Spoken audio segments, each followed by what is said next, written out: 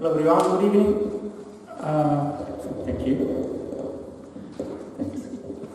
My name is Tommaso and here with me is John, and we are from the University of Canterbury. We work at the University of Canterbury in the Marine Ecology Research Group, and over the last 3 years we've been involved in research programs looking into the recovery of this coastline after the impact of the Paua earthquake, focusing on, in particular on rocky reefs, and this research has been funded by the Ministry for Marine Industry, Fishery in New Zealand and the Ministry for Business, Innovation and Employment. And so there are big programs, there are a lot of people in these programs. Professor Dave Shield is the coordinator for this program, and then there are many other people involved, and so we are also talking on behalf of our colleagues today. Go.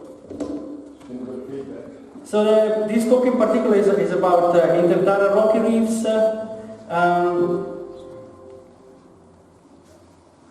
So just to be clear, intertidal rocky reefs, everybody should be familiar with them anyway. Those areas of reef at the interface between the ocean and the mainland, which are exposed out of the water at low tide, and they have a high ecological value. They are an important point of contact between the underwater realm and the terrestrial realm, and they also have a high social and cultural value for us, being the most accessible portion of the ocean.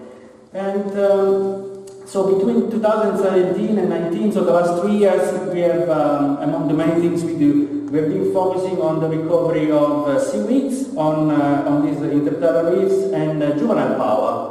And so we were already, that's the last 3 years, but we were already out on doing some science immediately after the earthquake in 2016 during the Paua relocation. And John is going to talk about that now, and then I'm going to go over the research done between 2017 and 19. Okay. Kia ora, Tommaso. Ina mawe ina reo tēnā koutou, i te mana o te whenua, i te mana o te moana, nā te kiuri tēnā koutou. Ko pataiki te maunga ki wahino te Paua, ko ka tahu te iwi, ko Moraki te marae, ko John Pirker te ingoa, no reira tēnā koutou, tēnā katoa. It's a great privilege to actually be here and tell the story on behalf of the Paua relocators, which really was the catalyst for a lot of the research that you're going to be seeing today regarding the Paua recovery efforts and monitoring recovery efforts. And so I'm here to actually tell the story of the Paua relocators and their efforts as opposed to my story and the story on behalf of the MOO group, which was,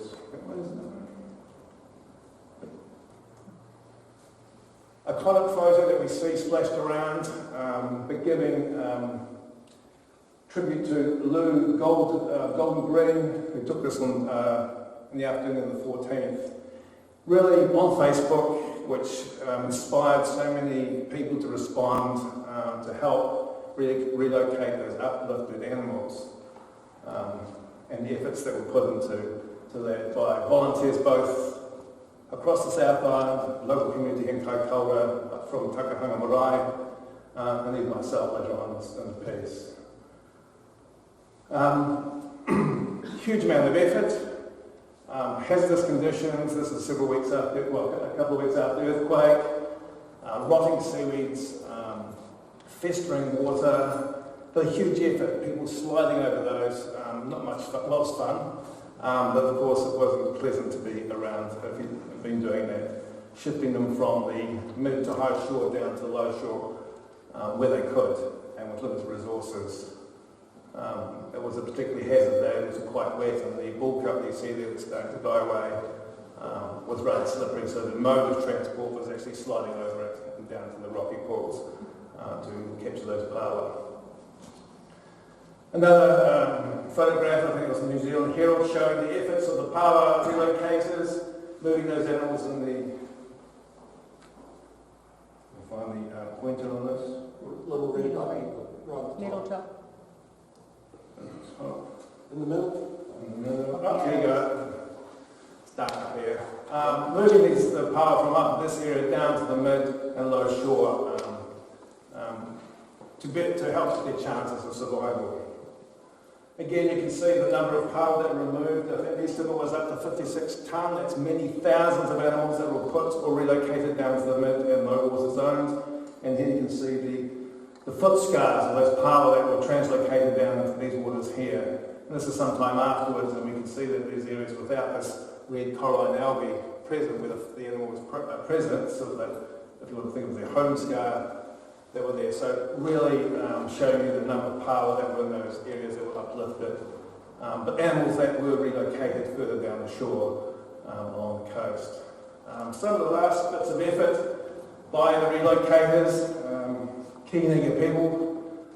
Here we have an MPI here helping out, not wanting to stand by doing nothing. They helped out with the relocation process and measuring and tagging, and I'll talk about it shortly. And this is at the blocks, and I'll speak about that. One of the sites that we monitored for survival, both in the mid and low shore, after those animals were translocated down. And again, you can still see, if you maybe look at the back, some of these Paua scars that were, where Paua were still present. Very hard animals. If they're stuck under the seaweed, the bull kelp to survive for several days. And we had some quite warm weather coming through after the earthquake. Here we have a picture of a community effort, including the officers that were there at the time. And I unfortunately put them to work, measuring and tagging, which was great, as other community members were doing the same thing further along the coast there. And as you can see, this is the blocks. This is sort of the high shore now, and animals in this area were being moved down to low shore, and mid shore and low shore. So great team effort from both community members and MPI. We tagged these animals whilst I was there using wire-on tags.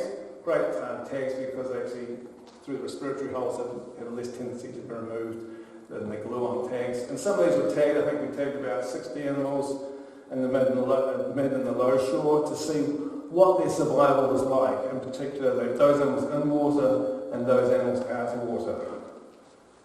And here's the site that we used, the blocks, just as you come out of Raro, down to past the Shingley Beach, the first part of Rocky Reef, well known by the commercial Paua divers. It's a well-known spot in terms of abundance.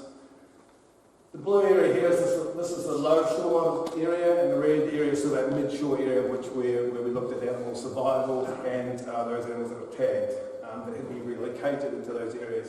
Animals relocated from all around here, moved into this area here. This photo was taken a little bit after the earthquake, as evidenced by the overgrowth on the rocks. Again, a shot here. Paua in the water and Paua out of the water, just to give you an indication in terms of what I'll be talking about shortly. If you look at the Paua changes in abundance in the mid and the low shore, and these animals relocated into those zones from the changed habitat, we can see that over time, this is between December 2016 and April 2018, that those animals in the mid-shore, the abundance changed quite quickly through time. So just after sort of a couple of months, December, January, February, the numbers have dropped quite significantly in that mid-shore area. And we're talking about numbers of 10 per square metre. So this is areas where you're walking around and you're almost standing on Paua, like it used to be pre-commercialisation. And we can see here the steady decline of animals within that mid-shore. So animals in the mid-shore did less well than those that were in the lower shore. As we can see, the numbers stayed fairly steady and then slowly dropped away here about this time here when the Kaikoura Road was reopened. And here we can see that it just, Paua that you don't normally see the intertidal zone in such abundance. Size range changes in terms of mid-shore. This is indicating that they're not really didn't survive all that well in the mid-shore. And what was left up through time were the smaller reproductive teenagers, if you want to think, in terms of our Paua. So we lost the larger ones more quickly in the mid-shore zone. If you look at those animals translocated into the low-shore zone, the numbers pretty much stayed the same. These are error bars, which gives an indication of how wide my measurements were in terms of variability. And so through time, between 2016 and 2018, the size range pretty much stayed the same within the low tide or low shore area. Interesting enough, that's the legal size number, 125, and just after the earthquake, these animals were about legal limit, indicating it's certainly a fished area, a well-looked area. 5 minutes, John. Thank you. I'll be sure to. Lastly, what about the survival of those animals that were translocated into the low shore, into sort of water versus animals that were left out high and dry? What was that survival like? So the red line here indicates animals that were left on rocks in the low mid-shore area. What was their survival like compared to those that were left in splash zone or in water in that low shore zone? And we can see here that animals that were left high and dry didn't survive as well. Survival is sort of a difficult one to say here. They could have moved. They could have been taken. They could have died. But if we look compare that to those who were in the water, after a couple of months, we still had quite a high survival rate, 52% of animals survived and were placed into the water. Remember, these animals were moved into that low tide zone, so we had high survival, or reasonably high, compared to if you'd left them on the high shore, no survival. And then through time, into July 2017, we still had 7 left that were tagged out of 56, I think, in the low shore zone. So that indicates to me that the people that relocated the animals had a significant impact on survival. They saved, I think, thousands of animals. 56 tonnes were moved into the mid-low shore zone. These animals were spawning at the time, so they contributed to the recruitment the following year, which Tomaso will show you the recruitment peak. So it's a salute and a hats off to those that came up here and helped out and relocated and spent their own time moving Paua into the low shore zone to increase the survival. We're still monitoring some of this impact through classes from University of Canterbury. We have even Team Takahanga's tagging some animals from the lab. And we will continue to monitor that through time as well. I need to thank Takahanga Marae, some of our people that supported this and been instigators of some of the research and the community efforts. The Paua relocation team, Ngāi Tahu, Kirunanga Kaikaura, and some of my students. And with that, I shall hand over to Tomaso to follow on from that story in terms of what has happened.